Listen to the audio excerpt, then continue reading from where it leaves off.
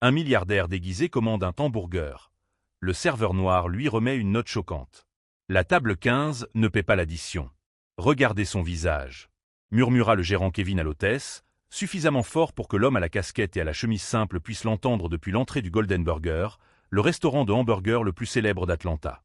Alex Thompson, 42 ans, n'aurait jamais imaginé être traité comme un suspect dans l'empire qu'il avait lui-même bâti. Vêtu de vêtements de chantier, les cheveux en bataille et mal rasés, il était méconnaissable en tant que milliardaire propriétaire d'une chaîne de restaurants qui rapportait 200 millions par an. L'hôtesse Mélissa le regarda avec ce sourire faux qu'elle réservait aux clients problématiques. « Combien de personnes ?»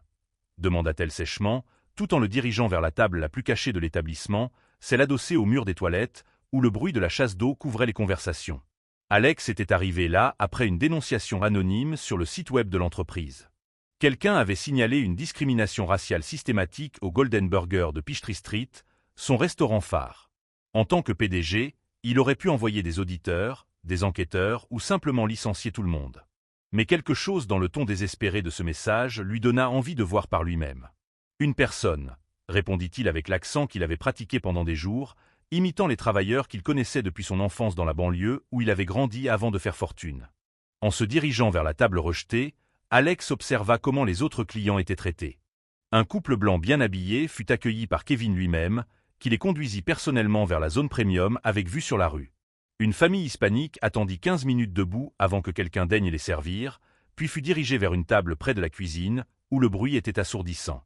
Kevin tourna son attention vers Alex avec une irritation évidente. « Le serveur va vous servir », mentit-il effrontément, car Alex pouvait voir tous les employés éviter délibérément sa section. C'est alors que Jérôme Washington, un jeune noir de 23 ans, s'approcha de la table avec un sourire sincère qui contrastait avec l'atmosphère hostile.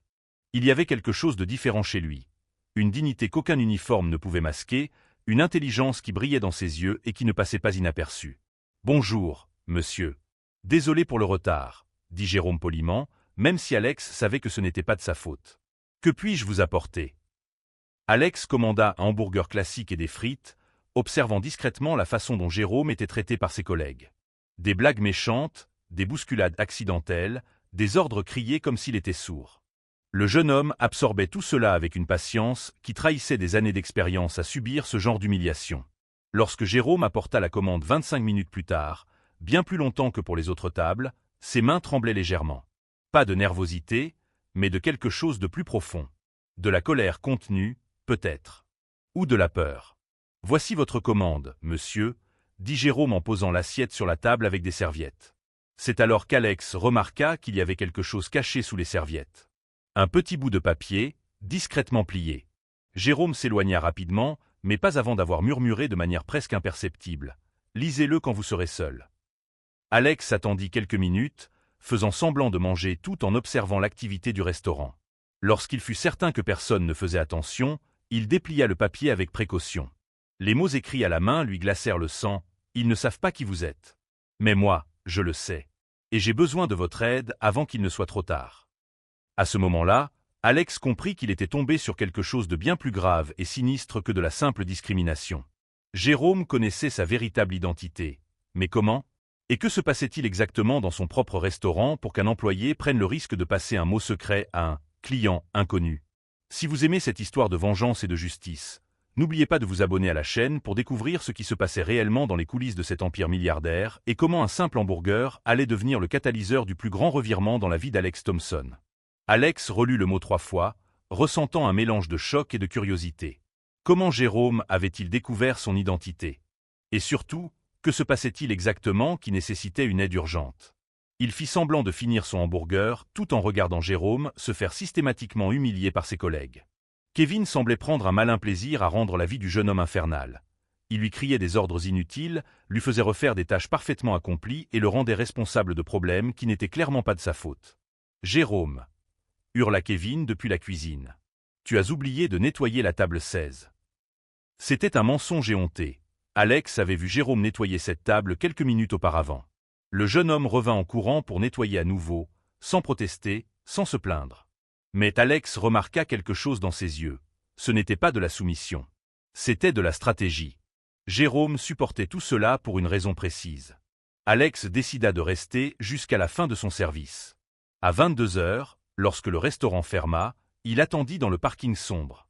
Jérôme sortit par la porte arrière, visiblement épuisé, mais lorsqu'il vit Alex appuyé contre une camionnette de près, ses yeux s'illuminèrent d'un mélange de soulagement et d'urgence. « Je pensais que vous n'alliez pas venir », a dit Jérôme en regardant nerveusement autour de lui. « Comment savez-vous qui je suis ?» Alex est allé droit au but. Jérôme a souri pour la première fois depuis leur rencontre. « Ma sœur Keisha travaille dans le département financier de votre société mère. Elle m'a montré votre photo dans un magazine d'entreprise il y a 2 ans. Quand vous êtes arrivé ici déguisé, je vous ai tout de suite reconnu. » Alex a ressenti une pointe d'admiration. Le garçon était plus intelligent qu'il ne le pensait. « Qu'avez-vous à me dire ?»« Pas ici, » répondit Jérôme en regardant à nouveau autour de lui. « Kevin a installé des caméras dans le parking et enregistre tout. On peut aller ailleurs ?» Au cours de leur conversation dans le viaduc abandonné près du restaurant, Jérôme révéla un complot qui fit bouillir le sang d'Alex. Kevin ne se contentait pas de discriminer les employés noirs, il volait systématiquement le restaurant et utilisait la discrimination comme paravent. « Il modifie les registres de vente après ton départ », expliqua Jérôme en montrant des photos sur son téléphone portable. « Il vole de l'argent dans la caisse et accuse les employés noirs des « erreurs inexistantes ». Il a déjà réussi à licencier 4 personnes de cette manière, trouvant toujours une excuse pour ne pas payer les indemnités de licenciement. Alex a vu les preuves. Des captures d'écran montrant des modifications apportées au système après les heures de travail, des photos de Kevin fouillant dans la caisse lorsqu'il pensait être seul, des enregistrements audio de lui dénigrant les employés noirs auprès de clients racistes. « Pourquoi n'as-tu pas signalé cela aux ressources humaines de l'entreprise ?» a demandé Alex. Jérôme a ri amèrement. « Tu crois que quelqu'un croirait la parole d'un serveur noir contre celle d'un manager blanc qui travaille dans l'entreprise depuis 15 ans? Surtout quand Kevin a des amis au siège social ?» Cette révélation frappa Alex comme un coup de poing dans l'estomac. Il avait bâti un empire fondé sur les valeurs d'égalité et de respect. Mais en coulisses, des managers comme Kevin transformaient ses rêves en cauchemars de discrimination systématique. « Il y a plus », continua Jérôme. « Kevin a découvert que je recueillais des preuves. Hier, il m'a menacé directement. Il m'a dit que si je causais des problèmes, il ferait en sorte que je ne trouve plus jamais de travail à Atlanta. » Alex observa le jeune homme de 23 ans qui risquait tout pour faire ce qui était juste. Jérôme avait tout à perdre et rien à gagner, mais il avait quand même choisi de lutter contre l'injustice. « Pourquoi fais-tu cela ?» demanda Alex. « Pourquoi prendre un tel risque ?» Jérôme resta silencieux pendant un long moment, regardant les lumières de la ville en contrebas. « Ma mère a nettoyé des bureaux pendant 30 ans. Elle ne s'est jamais plainte, n'a jamais protesté, est toujours restée à sa place. Elle est morte sans jamais avoir été promue, gagnant le même salaire misérable. » Ses mains se serrèrent en poing. « Je lui ai promis à son enterrement que lorsque j'aurai l'occasion de lutter contre cette injustice, je le ferai, même si je devais le faire seul. » À ce moment-là, Alex vit en Jérôme une version plus jeune de lui-même. Lui aussi avait grandi dans la pauvreté, lui aussi avait été victime de discrimination dans ses premiers emplois, lui aussi avait promis de faire les choses différemment lorsqu'il aurait le pouvoir de le faire. Mais quelque part, sur le chemin qui le menait au sommet, il s'était éloigné de la réalité des employés de première ligne. « Kevin ne sait pas que vous êtes le propriétaire, n'est-ce pas ?» demanda Jérôme. « Il n'en a aucune idée, » confirma Alex. « Alors nous avons un avantage, » sourit Jérôme avec malice. « Il continuera à me traiter comme de la merde et à vous traiter comme si vous étiez invisible. Il ne se doutera même pas qu'il est en train de creuser sa propre tombe. » À ce moment-là, Alex comprit que Jérôme n'était pas seulement une victime en quête d'aide, mais un allié stratégique qui attendait le bon moment pour agir. Le jeune homme avait passé des mois à rassembler des preuves, à tout documenter, à se préparer pour ce moment. « Quel est ton plan ?» demanda Alex, sachant déjà que Jérôme en avait un. « Demain, Kevin va faire la modification la plus risquée de toutes. Il va essayer de me faire porter le chapeau pour 1 200 $ dépensés lors d'une fête d'entreprise.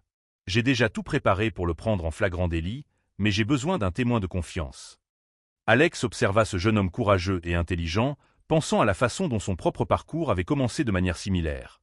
Un employé subalterne remarquant des irrégularités et décidant d'agir. La différence était qu'il avait désormais le pouvoir de garantir que justice soit faite. « Jérôme, » dit Alex avec une conviction grandissante, « vous n'affronterez pas cela seul. » Ce que Kevin ne pouvait pas imaginer, c'est que chaque acte de cruauté, chaque manifestation de préjugés était soigneusement documentée par 2 hommes qu'il considérait comme totalement inoffensifs. Et lorsque le piège se refermerait, il n'y aurait aucune échappatoire possible, car parfois, la meilleure vengeance consiste à donner suffisamment de corde à son ennemi pour qu'il se pende lui-même. Le lendemain matin, Alex retourna au Golden Burger habillé en technicien en climatisation, transportant une boîte à outils empruntée. Kevin ne leva même pas les yeux lorsqu'il entra. Après tout, les employés de maintenance étaient encore plus invisibles que les clients suspects. Jérôme était arrivé 1 heure plus tôt pour finaliser les préparatifs. Caché dans les toilettes du personnel, il avait installé une micro-caméra de la taille d'un bouton dans le coin de la pièce où se trouvait le coffre-fort. Alex avait fourni l'équipement grâce à des contacts discrets. Les avantages d'être propriétaire d'une entreprise de sécurité en plus des restaurants. C'est le grand jour, murmura Jérôme à Alex alors qu'il simulait une conversation informelle sur des problèmes avec le système de réfrigération. La fête d'entreprise de Johnson & Associates a eu lieu hier soir. 1 200 $ de paiement supplémentaire que Kevin va essayer de faire disparaître du système. Alex observa Kevin à travers la porte entrouverte du bureau. Le directeur était visiblement nerveux, vérifiant constamment son téléphone portable, transpirant plus que d'habitude. Il savait clairement qu'il était sur le point de commettre son plus grand vol à ce jour. « Tu es sûr qu'il va essayer de te faire porter le chapeau ?» demanda Alex. Jérôme sourit amèrement. Hier, il a déjà commencé à préparer le terrain. Il a dit aux autres employés que j'agissais bizarrement ces derniers temps, que j'avais peut-être des problèmes financiers. C'est toujours la même tactique, créer un scénario avant de passer à l'action. À 2 heures de l'après-midi, la sœur de Jérôme, Keisha Washington, est arrivée pour ce que Kevin croyait être un audit de routine du service financier de l'entreprise. Elle s'était portée volontaire pour cette mission après avoir découvert ce qui arrivait à son frère. Keisha était tout ce que Jérôme n'avait pas encore eu l'occasion d'être, diplômée en comptabilité de Georgia Tech, travaillant dans le secteur privé depuis 5 ans, respectée par les cadres. Mais elle n'avait jamais oublié d'où elle venait, et sa loyauté envers sa famille était plus forte que n'importe quel protocole d'entreprise. Monsieur Herrera salua Keisha avec un professionnalisme irréprochable. « Je suis venu faire la vérification trimestrielle des registres.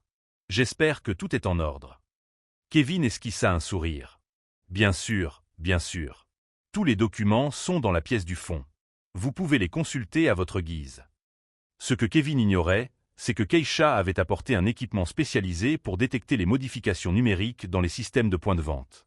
Chaque modification laissait des traces électroniques invisibles à l'œil nu, mais évidentes pour ceux qui savaient où chercher. Pendant ce temps, Alex continuait à jouer son rôle de technicien, installant discrètement des dispositifs de surveillance à des endroits stratégiques. Son plan était plus sophistiqué que Kevin ne pouvait l'imaginer. Non seulement documenter le vol, mais aussi créer un registre complet de tout le système de discrimination et de corruption. Jérôme appela Kevin à 3h30. « J'ai besoin que tu comptes l'argent du coffre-fort. Il y a eu quelques divergences hier soir. » C'était exactement ce qu'ils attendaient. Jérôme se dirigea vers le coffre-fort, sachant qu'il était désormais filmé par plusieurs caméras. Il compta méthodiquement l'argent, annonçant chaque montant à voix haute au microphone caché. 15 342 $, rapporta Jérôme. Kevin nota le chiffre, mais Alex pouvait voir à travers la caméra cachée qu'il écrivait quelque chose de différent. 13 142 $. Une différence de l'exactement 2 200 $, bien plus que les 1 200 $ de la fête d'entreprise. Kevin est encore plus ambitieux que nous le pensions, murmura Alex à Jérôme pendant une pause aux toilettes. Il ne se contente pas de voler l'argent de la fête. Il invente un écart plus important pour justifier ton licenciement pour vol. Jérôme serra les poings. Il veut me détruire complètement. Pas seulement me voler, mais s'assurer que je ne puisse plus jamais trouver de travail nulle part. Cela ne fera que rendre sa chute plus spectaculaire, répondit Alex avec un détachement qui surprit même Jérôme. Continue à suivre le plan. Ta sœur enregistre tout. Keisha avait découvert bien plus que les modifications récentes. Les systèmes montraient un schéma de 3 ans de modifications systématiques, coïncidant toujours avec les quarts de travail des employés noirs, toujours pour des montants qui rendaient les écarts suffisamment suspects pour justifier des licenciements. Monsieur Herrera, Keisha appela Kevin pour lui parler. J'ai trouvé quelques irrégularités que je dois clarifier. Pouvez-vous m'expliquer ces modifications dans les registres de vente ? Kevin se mit à bégayer. Quelles modifications ? Je ne sais pas de quoi vous parlez. Tous les registres sont automatiques. Intéressant, répondit Keisha en lui montrant l'écran de l'ordinateur. Parce qu'ici, on voit que quelqu'un avec votre mot de passe administrateur a modifié manuellement 17 transactions rien que la semaine dernière. Le visage de Kevin devint rouge. Ce doit être une erreur du système. Je n'ai jamais. Peut-être qu'un employé a utilisé mon mot de passe sans autorisation. Quel employé aurait accès à votre mot de passe personnel ? Demanda Keisha innocemment. Kevin regarda Jérôme droit dans les yeux. Eh bien, certains employés ici ne sont pas aussi fiables qu'ils en ont l'air. Surtout ceux qui ont des difficultés financières. C'était exactement la réaction qu'ils attendaient. Kevin creusait sa propre tombe, créant un récit raciste qui serait dévastateur s'il était rendu public. Alex observait tout à travers les écrans qu'il avait installés dans le van garé à l'extérieur. Chaque mot, chaque geste, chaque expression de mépris était enregistré en haute définition. « Keisha », continua Kevin, gagnant en assurance en réalisant qu'il avait un public. Entre nous, certains de ses employés, enfin, vous comprenez. Ils viennent de certaines communautés où ces choses sont plus normales. Keisha garda une expression professionnelle, mais Alex pouvait voir ses mains trembler de colère. Quel genre de choses, monsieur Herrera? Petit vol, modification de registre, invention d'excuses, Kevin se pencha en avant d'un air complice. Surtout ce Jérôme. Je suis sûr qu'il est derrière les divergences. Il a probablement appris ces techniques dans l'environnement où il a grandi. Jérôme, qui écoutait tout grâce à son micro caché, dut faire appel à toute sa volonté pour ne pas exploser. Mais il savait que chaque mot raciste prononcé par Kevin était une pierre supplémentaire dans le mur de sa propre prison. En effet, répondit calmement Keisha, ce sont des accusations très graves. Ce serait terrible de découvrir qu'un employé vole l'entreprise. Kevin sourit, pensant avoir convaincu l'auditeur. Exactement. Surtout quand il s'agit de quelqu'un à qui l'entreprise a donné une chance, malgré... Enfin, vous savez comment c'est. À 5 heures de l'après-midi, Kevin a joué son dernier coup. Il a appelé Jérôme dans son bureau devant les autres employés, Keisha étant toujours présente comme témoin. « Jérôme, je dois vous informer d'une situation très grave », a commencé Kevin avec une fausse solennité. Les audits ont révélé des écarts importants dans la caisse, toujours pendant vos quarts de travail. Jérôme feignit la surprise. Quel genre d'écart? 2200 $ ont disparu rien que cette semaine, mentit Kevin sans vergogne. Et malheureusement, toutes les preuves vous désignent. D'autres employés se sont rassemblés, certains véritablement choqués, d'autres sachant clairement qu'il s'agissait d'un mensonge mais ayant peur de parler. « Je ne volerai jamais rien », protesta Jérôme avec l'indignation parfaite de quelqu'un qui savait qu'il était enregistré. « La police va être appelée », annonça Kevin de manière dramatique. « Je ne peux pas permettre à un voleur de continuer à travailler ici. » C'est à ce moment-là qu'Alex se révéla. Éteignant le climatiseur qu'il faisait semblant de réparer, il s'approcha du groupe avec une expression qui fit instinctivement reculer Kevin d'un pas. « Excusez-moi de vous interrompre », dit Alex avec une autorité qui ne cadrait pas avec ses vêtements de travail. « Mais je pense qu'il y a un malentendu ici. » Kevin le congédia avec impatience. « Vous n'êtes qu'un technicien. Cela ne vous regarde pas. » Alex sourit. C'était un sourire glacial qui rendit l'air du restaurant encore plus froid. « En fait, Kevin, cela me regarde tout à fait. »« Comment ça ?» demanda Kevin, irrité. « Parce que, » répondit Alex en sortant lentement son portefeuille et en montrant sa carte d'identité, « je suis Alex Thompson, le propriétaire de cette entreprise. Et vous venez de commettre la plus grosse erreur de votre vie. » Le silence qui suivit fut si profond qu'on pouvait entendre le bourdonnement des lampes fluorescentes. Kevin devint blanc comme un linge, sa bouche s'ouvrait et se fermait sans émettre le moindre son, comme un poisson hors de l'eau. Jérôme feignit parfaitement la surprise, mais ses yeux brillaient de satisfaction. Keisha garda son expression professionnelle, mais Alex pouvait voir la fierté dans ses yeux. « Vous êtes » parvint finalement à balbutier Kevin. « L'homme que vous avez traité comme de la merde hier » compléta Alex. « Le client suspect que vous avez envoyé s'asseoir à la table des toilettes.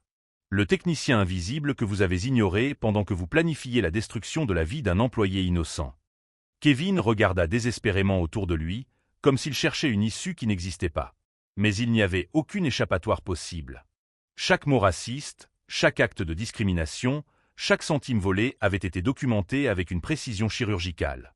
Ce que Kevin ne pouvait imaginer, c'est que cette révélation n'était que le début. Alex avait passé 3 jours à rassembler non seulement suffisamment de preuves pour détruire la carrière de Kevin, mais aussi un plan si dévastateur qu'il transformerait ce moment d'arrogance en un cauchemar public qui hanterait Kevin pour le reste de sa vie. Et Jérôme, le jeune serveur que Kevin avait tenté d'humilier et d'incriminer, était sur le point de devenir la pièce maîtresse d'une vengeance si parfaite et poétique qu'elle redéfinirait le sens même de la justice. Le silence au Golden Burger était si absolu qu'Alex pouvait entendre son propre cœur battre.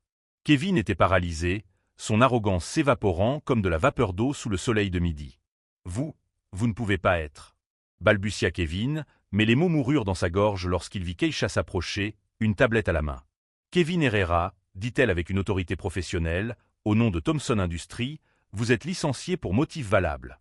Vol, discrimination raciale et falsification de documents d'entreprise. » Alex regarda Kevin s'effondrer littéralement sous ses yeux. L'homme qui, quelques minutes auparavant, prévoyait de détruire la vie de Jérôme, s'agrippait maintenant au mur pour ne pas tomber. « Keisha, montre à tout le monde ce que nous avons trouvé, » dit Alex calmement. Sur la tablette, les preuves apparurent une à une. Des enregistrements de Kevin modifiant des registres numériques, des photos de lui volant de l'argent dans le coffre-fort, et le plus dévastateur de tous, des enregistrements audio de lui faisant des commentaires racistes sur les employés à des clients préjugés. Cet enregistrement date d'hier soir, annonça Keisha, diffusant la voix reconnaissable entre toutes de Kevin. Ces employés noirs sont tous pareils. Je leur donne un emploi par pitié, mais ils finissent toujours par voler. C'est dans leur nature.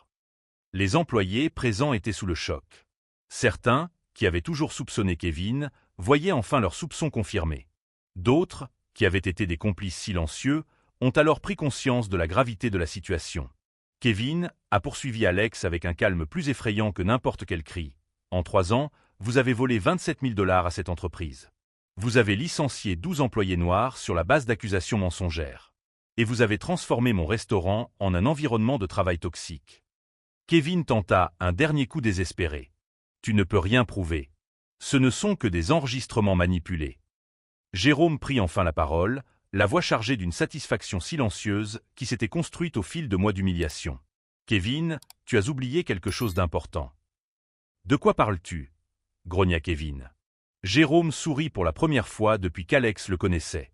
Les caméras de sécurité que tu as toi-même installées pour surveiller les employés, elles enregistrent aussi le son.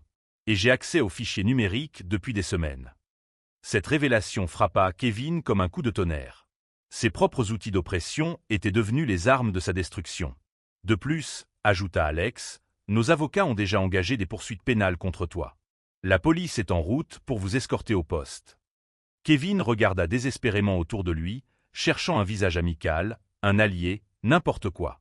Mais les employés qu'il avait auparavant flattés par peur le regardaient maintenant avec mépris et soulagement. « Monsieur Thomson, tenta Kevin dans un dernier appel pathétique, nous pouvons régler cela autrement. Je vous rendrai l'argent, je démissionnerai sans faire de bruit, et vous n'aurez pas à rendre cette affaire publique. » Alex s'approcha de Kevin et baissa dangereusement la voix. « Vous pensiez pouvoir détruire la vie de Jérôme sans conséquence. Vous pensiez pouvoir me voler sans que je m'en aperçoive. Vous pensiez pouvoir transformer mon rêve en un cauchemar raciste. Maintenant, tu vas découvrir ce que ça fait d'être traité comme tu traitais mes employés, » continua Alex. « Ta photo et ton histoire seront envoyées à tous les restaurants d'Atlanta. Ta licence professionnelle sera révoquée. Et quand tu chercheras un emploi ou que ce soit, tout le monde saura exactement qui tu es. » Les sirènes de police se rapprochaient, devenant de plus en plus fortes à chaque seconde. Jérôme s'approcha de Kevin une dernière fois. « Tu te souviens quand tu m'as dit que je ne trouverais jamais de travail si je causais des problèmes ?» Jérôme sourit. « Eh bien, maintenant, c'est toi qui ne trouveras plus de travail. » Lorsque les policiers entrèrent dans le restaurant pour arrêter Kevin pour détournement de fonds, il pleurait comme un enfant. L'homme qui avait terrorisé les employés pendant des années implorait maintenant la clémence qu'il n'avait jamais montrée aux autres. « Monsieur Thomson, » dit timidement l'un des employés, « nous ne savions pas. Enfin, certains soupçonnaient, mais… » « Je sais, » répondit gentiment Alex. Kevin a créé un environnement où personne ne se sentait en sécurité pour parler. Cela va complètement changer. Alors qu'on emmenait Kevin menotté, il a crié une dernière fois, « Ce n'est pas possible. J'ai travaillé ici pendant 15 ans. » « Et pendant 15 ans, vous avez abusé de la confiance qui vous était accordée, » a répondu Alex. « Vous aurez maintenant le reste de votre vie pour réfléchir à ce que vous avez fait. » Alex se tourna vers Jérôme, qui observait tout cela avec un air profondément soulagé. « Jérôme, j'ai une question importante à te poser. »« Oui, monsieur. Accepterais-tu d'être le nouveau gérant de ce restaurant ?» Le silence qui suivit fut rompu par les applaudissements spontanés de tous les employés présents. Jérôme resta sans voix pendant un moment, assimilant l'ampleur du changement dans sa vie. Mais il restait encore une dernière révélation qui allait complètement transformer le dénouement de cette histoire. Alex était sur le point de découvrir quelque chose à propos de Jérôme qui allait changer non seulement la dynamique du restaurant, mais aussi le cours de tout son empire commercial. Et ce que Kevin n'aurait jamais pu imaginer, c'est que sa chute ne serait que le début d'une transformation qui prouverait que la véritable justice ne consiste pas seulement à punir les coupables, mais aussi à élever ceux qui méritent de voler haut. 6 mois plus tard, le Golden Burger de Peachtree Street était méconnaissable. Jérôme avait transformé cet environnement toxique en un lieu où les employés souriaient sincèrement, où les clients de toutes les classes sociales étaient traités avec le même respect et où la productivité avait augmenté de 40%. Monsieur Washington, nous avons reçu d'autres CV pour les postes de directeur stagiaire. Dit Keisha, désormais directrice des ressources humaines pour la région sud-est de Thomson Industries. Jérôme sourit en regardant par la fenêtre du bureau qui appartenait autrefois à Kevin. Sa première décision en tant que directeur avait été de retirer la table du coin des toilettes et de créer un espace accueillant où les familles de toutes les classes sociales se sentaient chez elles. Alex apparut à la porte, portant 2 cafés. Comment notre nouveau directeur régional s'adapte-t-il? La promotion de Jérôme avait été annoncée la semaine précédente, de serveur humilié à directeur de 23 restaurants en seulement 6 mois. C'est encore irréel, admit Jérôme. Parfois, je me réveille en pensant que tout cela n'est qu'un rêve. Et Kevin? Demanda Alex. Poursuivi par 12 entreprises, en faillite, et aucun restaurant d'Atlanta n'accepte son CV, répondit Jérôme sans rancune. Parfois, il vient ici pour mendier une chance. Ironique, n'est-ce pas? Alex regarda Jérôme passer en revue les rapports de satisfaction des employés. Le jeune homme avait mis en place des programmes de formation anti-discrimination, augmenté les salaires et créé un environnement où le talent importait plus que l'apparence. Tu sais quelle a été la meilleure vengeance? Demanda Jérôme en fermant les rapports. Laquelle? Ce n'était pas de voir Kevin se faire arrêter. C'était de prouver que lorsque tu traites les gens avec dignité, ils volent plus haut que n'importe quel préjugé ne pourrait l'imaginer. Kevin a essayé de détruire Jérôme, mais il n'a réussi qu'à se détruire lui-même. Jérôme a appris que la véritable justice ne consiste pas à rendre le mal subi, mais à construire un succès que ses ennemis ne pourraient jamais atteindre. Si cette histoire de dépassement de soi et de justice vous a inspiré, abonnez-vous à la chaîne et laissez un commentaire. Quelle a été votre plus grande victoire contre les préjugés?